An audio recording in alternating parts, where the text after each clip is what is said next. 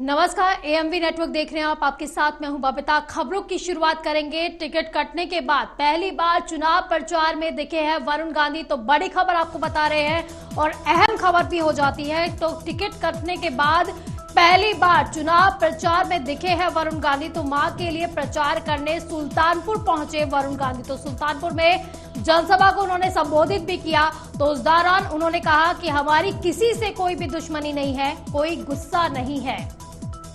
तो वहीं आपको बता दें कि बीजेपी ने इस बार पीलीभीत से उनका टिकट काट दिया था, जिसके बाद उनका टिकट जितिन प्रसाद को दिया था। तो वहीं पर टिकट कटने के बाद से अब पहली बार चुनाव प्रचार में दिखे हैं वरुण गांधी। इससे पहले चुनाव प्रचार वो करते आ रहे थे, लेकिन उसके बाद जब टिकट कटा तो उसके बाद एकदम से गायब हो गए थे। तो कई सवाल उठने खड़े हो गए थे उसके बाद कि आखिर वरुण गांधी कहां है, क्या वो निर्दलीय लड़ने वाले। तो कई ऐसे सवाल हो गए थे। तो अब कहा जा रहा है क्योंकि टिकट कटने के बाद अब पहली बार चुनाव प्रचार में दिखे हैं वरुण गांधी और अपनी मां के लिए वो चुनाव प्रचार के लिए आए थे।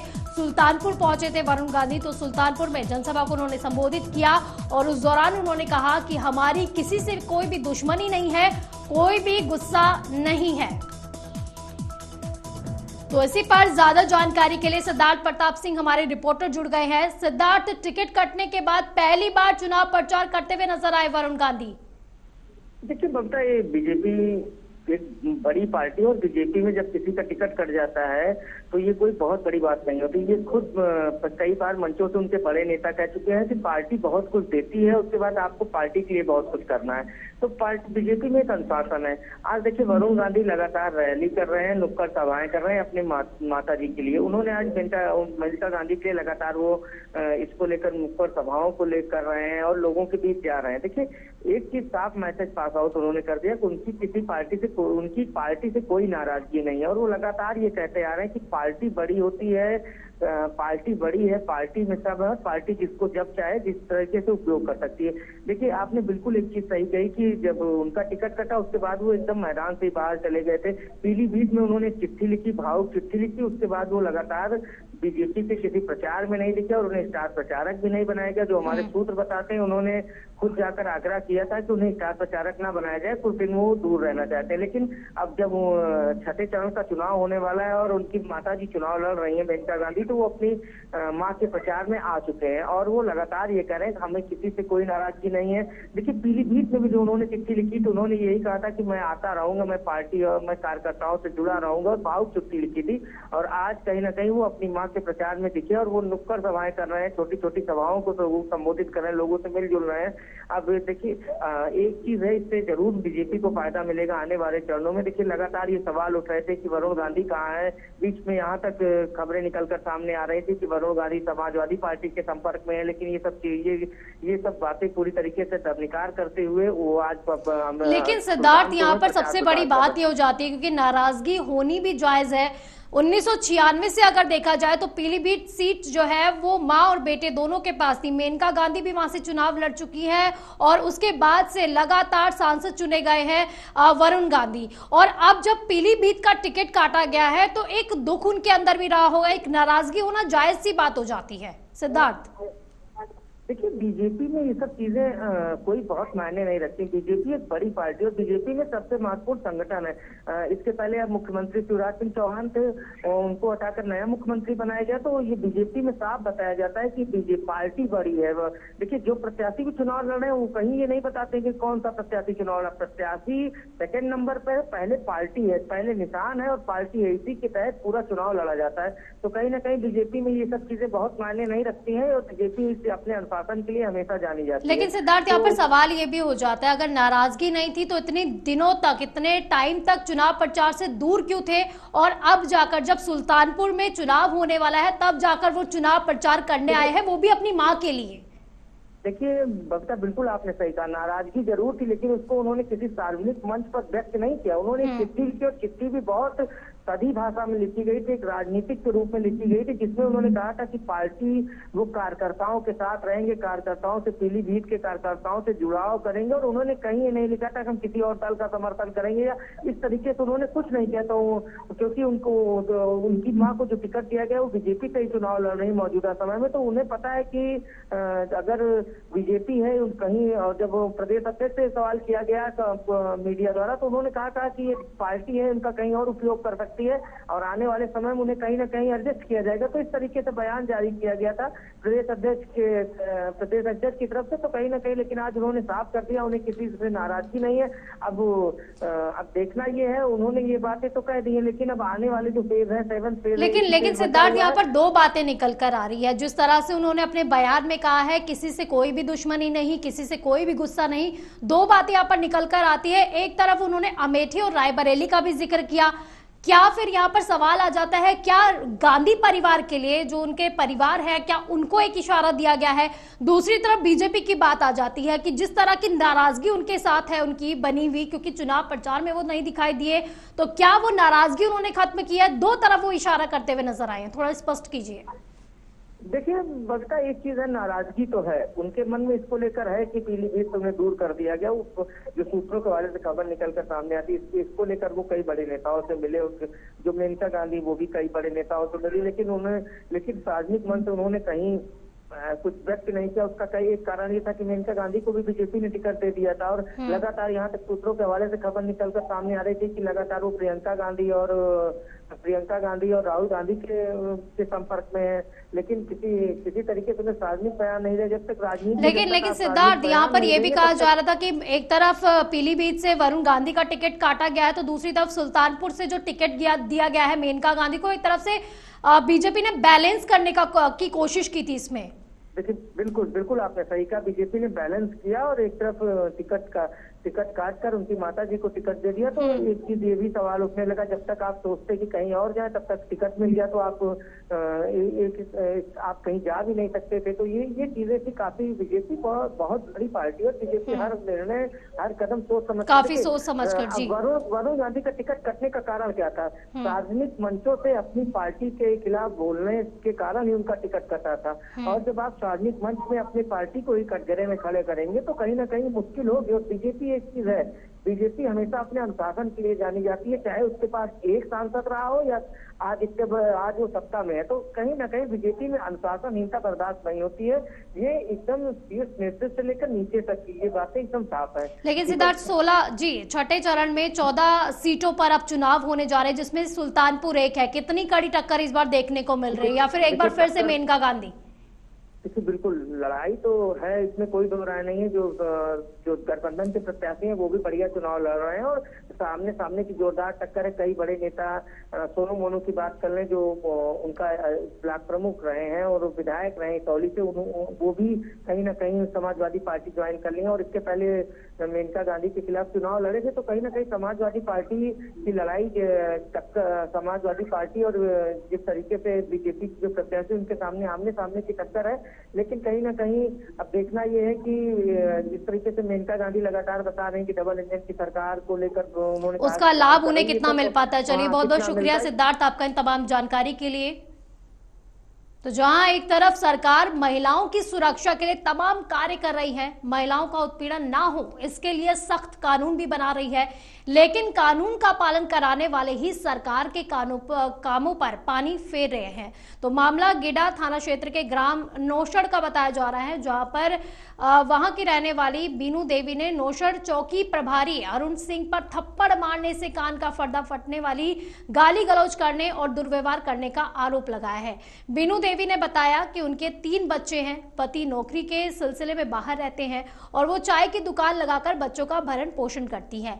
आखिर चौकी प्रभारी को इतना गुस्सा क्यों आया, ये आप खुद पीड़िता बीनू देवी से सुन लीजिए। मामला मेरी लड़की है खुशी, जो 14 वर्ष की है। उसके एक लड़के से मेल जोल था, तो मैं देखी तो उस लड़के को बुला के समझाई तो बोला कि आंटी ऐसा काम हम नहीं करेंगे दोबारा। उसके बाद फिर 15 दिन के बाद वही काम वो बुलाया उसको, फिर मैंने पकड़ ली। उसके बाद गई थाने पे, चौकी पे गई तो वहाँ पर अरुण सिंह थे, उनसे बोले सर ऐसा बात है, तो कहें कि उसको पकड़ के ले आके यहाँ पे चौकी पे किए, तो उन्होंने गिरफ्तार किया। उसके बाद एप्लीकेशन बोले लिखने के लिए, तो हम जितना भाषा सब बताएं तो बोले कि ऐसे नहीं एप्लीकेशन लिखा जाता है, हमारे तरफ से लिखो कि केस मजबूत हो, तो जो कहें वही हम लिखवाएं। उसके बाद कुछ घंटे के बाद हम अपने घर चले गए हैं। उसके बाद वो उसकी लड़के की माँ और पिता ने गए हमारे घर पे, मेरे पैर पकड़ के माफ़ी मांगने लगे कि बेटा माफ़ कर दो, अब हमारा लड़का, अब यहाँ से हम अपने लड़कों को लेकर चले जाएंगे, हम लोग गरीब लोग हैं, अब ऐसी दोबारा गलती हुई तो मेरे लड़के को जेल भिजवा देना। तो हमने दया आके उसके पापा को फालिज मारा था, दया आके हमने उनको माफ़ किया। उसके बाद आए चौकी पे आए तो सर से बोले सर वो गरीब लोग हैं और वो माफ़ी मांग रहे हैं, बोले अपने बच्चे को लेकर चले जाएंगे और सर और इनको छोड़ दीजिए और दोबारा ऐसा गलती करेंगे तो फिर हम इनको जेल भेज देंगे। इसी बात को लेके दरोगा जी ने हमको इतना खींच के थप्पड़ मारे, बोले चमाइन के जात हो के साली के इनकी, और छोटे नीच वाले छोटे दिमाग और ऐसे ही बोले। उसके बाद हम तुरंत वहाँ पे गिर गए। इसी बीच दिल्ली से आपको बड़ी खबर बता रहे हैं। दिल्ली रोड स्थित भारतीय स्टेट बैंक में भीषण आग लगी है। तो इस वक्त की बड़ी खबर आपको बता रहे हैं दिल्ली से, जहां पर रोड स्थित भारतीय स्टेट बैंक में भीषण आग लग गई। तो आग दमकल की गाड़ियां मौके पर पहुंची है। आग लगने की वजह शॉर्ट सर्किट बताया जा रहा है। तो प्रतापपुर थाना क्षेत्र के गांव रेठानी का ये पूरा मामला है, जहां पर अचानक से आग लग गई, तो भीषण आग लगी है। तो वहीं दमकल विभाग की टीम भी वहां पर पहुंची। आग पर काबू पाने का प्रयास लगातार किया जा रहा है। बताया जा रहा है कारण जो बताया गया है इसमें शॉर्ट सर्किट बताया गया है। तो दिल्ली रोड स्थित भारतीय स्टेट बैंक में ये भीषण आग लगी है। आग दमकल की गाड़ियां भी वहां पर पहुंची है। तो दमकल विभाग की गाड़ियां वहां पर पहुंच गई है। तो आग लगने की वजह शॉर्ट सर्किट बताई जा रही है। तो प्रतापपुर थाना क्षेत्र के गांव रेठानी का ये पूरा मामला बताया जा रहा है।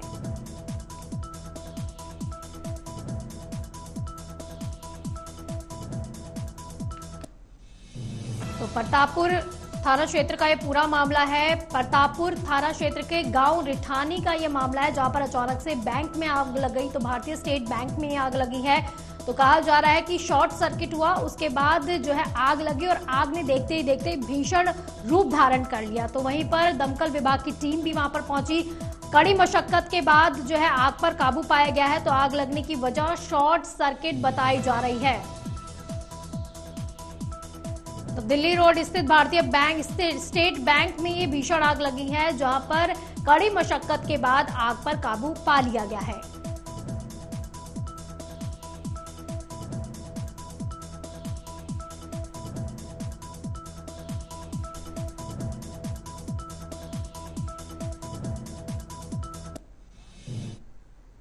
वहीं उत्तर प्रदेश के मुरादाबाद जिले के बिलारी थाना इलाके के ग्राम कनोबी में पत्नी ने अपने पति को पीट कर मौत के घाट उतार दिया। यहां 35 साल के मृतक नेपाल सिंह के भाई धर्मेंद्र ने घटना को लेकर पुलिस को हत्या की जानकारी दी। हत्या की जानकारी मिलते ही मौके पर पहुंची बिलारी पुलिस ने मृतक के शव को पोस्टमार्टम के लिए भेज दिया है। मृतक नेपाल सिंह के भाई धर्मेंद्र की ये शिकायत है और उन्हीं की शिकायत पर पुलिस ने मामले में कानूनी कार्रवाई को अंजाम दिया है। मृतक नेपाल सिंह के परिजनों के अनुसार नेपाल सिंह शराब का आदी था, रोजाना शराब पीकर अपने घर आता था। शराब पीने को लेकर उसकी पत्नी विनीता से रोज कहा सुनी भी हो जाती थी। बुधवार को झगड़ा इतना ज्यादा बढ़ गया कि शराब पीने की वजह से आक्रोशित पत्नी ने पति को चारपाई से बांधकर लाठी डंडे से पीट कर उसको मौत के घाट उतार दिया।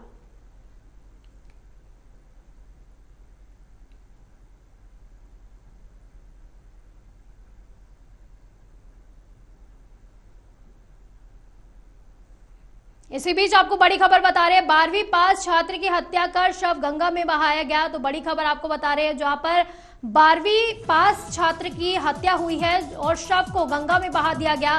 छात्र के शव की तलाश में अभी भी कई टीमें लगी हुई हैं। पीड़ित परिजनों ने आरोप लगाया है कि अपहरण किया गया लड़के का, तो अपहरण के बाद मारपीट कर छात्र के शव को गंगा में फेंक दिया गया। तो आरोपियों की अभी भी तलाश में पुलिस जुटी हुई है। आहार थाना क्षेत्र के अवंतिका गंगा घाट का ये पूरा मामला बताया जा रहा है। तो परिजनों का कहना है कि पहले उसका अपहरण किया गया, उसके बाद उसकी हत्या की गई है। तो परिजनों की तरफ से ये आरोप लगाए गए हैं। जो स्टूडेंट था, जो 12वीं का स्टूडेंट बताया जा रहा है, जो अचानक से गायब हो गया था और अब उसका शव जो है गंगा में मिला है। तो वहीं पर लगातार उनके शवों की अभी भी तलाशी चल रही है। तो मारपीट कर छात्र के शव को गंगा में फेंका गया है, इस तरह का आरोप जो है वो छात्र के परिजनों द्वारा लगाया जा रहा है।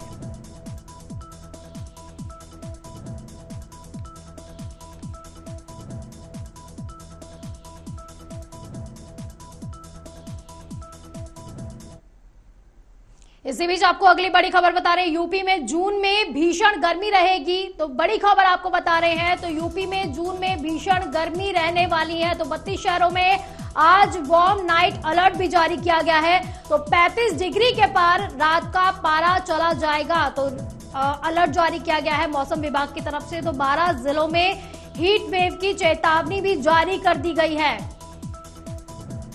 तो लगातार तापमान में बढ़ोतरी देखने को मिल रही है। तो यूपी में जून के महीने में भीषण गर्मी रहेगी। तो मौसम विभाग की तरफ से ये चेतावनी दे दी गई है। तो वहीं से 32 शहरों में आज वार्म नाइट अलर्ट भी जारी किया गया है। तो 35 डिग्री के पार रात का पारा रहेगा। मौसम विभाग की तरफ से अलर्ट जारी किया गया है। इसी बीच मौसम विभाग ने जो दूसरा अलर्ट जारी किया है कि 12 जिलों में हीट वेव की चेतावनी भी उन्होंने दी है।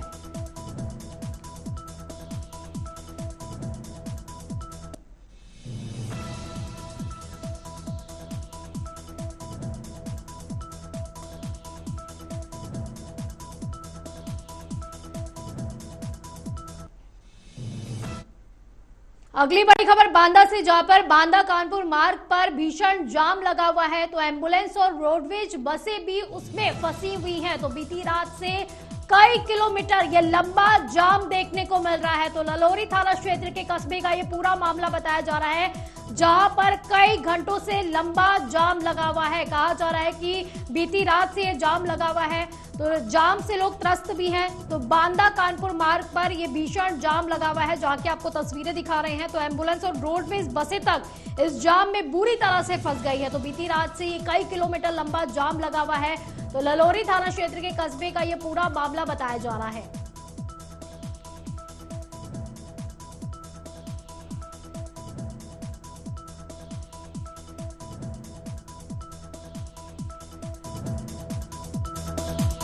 बीती रात से बताया जा रहा है जाम की स्थिति बनी हुई है। तो वहीं पर ट्रैफिक पुलिस भी लगातार जाम को हटाने का प्रयास कर रही है, लेकिन कहा जा रहा है कि जाम कम होने का नाम नहीं ले रहा है, जिसमें रोडवेज बसें भी फंस चुकी हैं और एम्बुलेंस तक फंस चुकी है।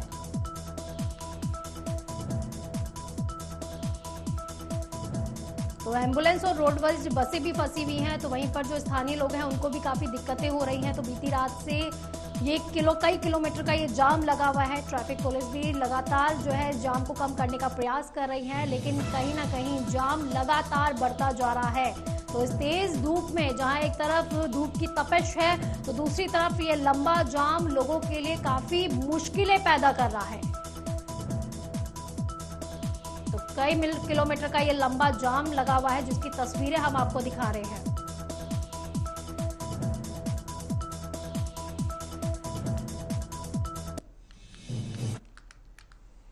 इसी बीच अगली खबर का रुख करेंगे। तो सीएम योगी आदित्यनाथ का बलरामपुर का दौरा। तो बलरामपुर के दौरे पर हैं सीएम योगी आदित्यनाथ। तो इस दौरान सीएम योगी आदित्यनाथ ने आदि शक्तिपीठ देवी पाटन मंदिर में देवी मां की आराधना भी की, दर्शन भी किए और मुख्यमंत्री ने मंदिर परिसर में बने गौशाला भी वो पहुंचे और गाय को गुड़ और चारा खिलाते हुए उनकी तस्वीरें काफी ज्यादा वायरल हो रही है।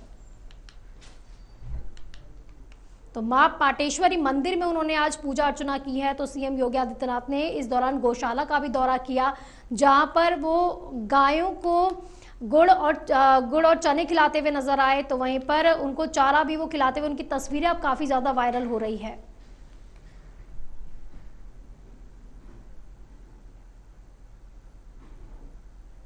वहीं एटा में दबंगों का कहर जारी है। यहां 4 घायल पीड़ित एसएसपी ऑफिस पहुंचे और एसएसपी से न्याय की गुहार लगाई उन्होंने। वहीं एसएसपी ने पीड़ितों को न्याय का आश्वासन दिया है।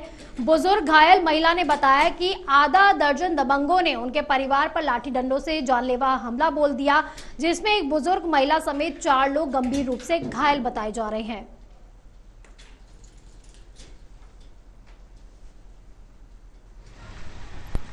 से कहना ये है कि ये विक्की नाम का लड़का आया था, मेरे दरवाजे पे गालियाँ बक रहा था, गंदी गंदी करे कि कहाँ है वो लौंडा, कहाँ है मुकुल, कहाँ है वो है। तो मैं निकल के आई थी। मैंने मुझे बताओ विक्की गाली किसे दे रहे हो? क्या तुम्हें दे रहा हूँ, तुम्हें दे रहा हूँ। मैंने मुझे क्यों दे रहे हो? क्या तेरा लौंडा मेरे साले को के लेबर में ले रहा है, मेरे साले को काम पे लगवा रहा है, तेरे बच्चे को काम नहीं है तो मेरे साले को काम पे लगा। तो मैंने जगह में रुक जा सर विक्की, मारपीट मेरे से गाली दे रहा था। तो मैं ना एकदम कहीं जा रहे नहीं जा रहे यहाँ से, उनने डाड़ मुझ मेरे गाल पे चटा हाथ मारा, फिर मैं गिर गई थी। फिर मैं उठ के खड़ी हुई हूँ तो मेरे लौंडे बहन ने हाथ मार दिया तो लौंडा गिर गया। कितने लोग घायल हुए हैं? इसमें मेरा एक सूरज है, सुमन देवी है, गीता है, एक लौंडा मुकुल है मेरा घायल। सर आज कम से कम 4-5 दिन हो गए, हमें इंसाफ नहीं मिला है। इंसाफ सर क्या नाम है, लड़ाई हो गई थी दरवाजे पर। मेरी माँ बैठी थी दरवाजे पर, विक्की आया था, गंदी गंदी गाली दे रहा था। मेरी माँ के लिए गाली देने के बाद माँ ने कहा भाई तुम जिससे लड़ाई है तुम उसको गाली दो जाकर। तो कह रहा था कि मैं तुझे दे रहा हूँ गाली। तो मम्मी ने कहा कि भैया तुम जिससे लड़ाई है तुम उसी को दो ना। तो मम्मी में आते ही छूटते ही हाथ मारा, मम्मी गिर गई धरती पर है। फिर अब ये बताओ सर क्या नाम है, जिसकी माँ पिट रही हो वो कौन देख लेगा? फिर हाँ मेरे भी चोट लगी है। इसमें हम 3 लोग घायल हुए हैं। कौन कौन? मेरी वाइफ है, मेरी माँ है और मैं हूँ। कितने लोग थे? वो है पिटाई करने वाले कितने लोग? कम से कम 5-6 लोग हैं, 5-6 लोग हैं वो लोग। बुलेटिन में फिलहाल के लिए बस इतना ही। आप देखते रहिए AMV नेटवर्क। नमस्कार।